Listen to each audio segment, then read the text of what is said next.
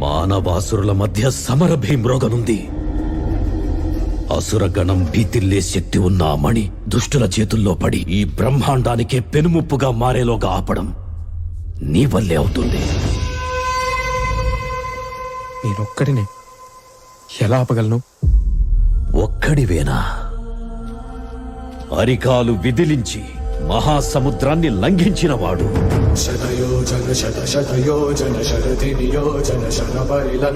రాక్షస సైన్యాన్ని మట్టుబెట్టి రావణుడి సింహాసనాన్ని కంపించినవాడు.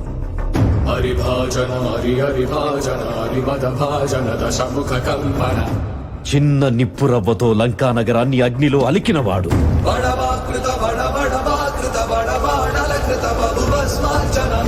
త్రేతాయుగంలో రాముడి నీడయ్యాడు.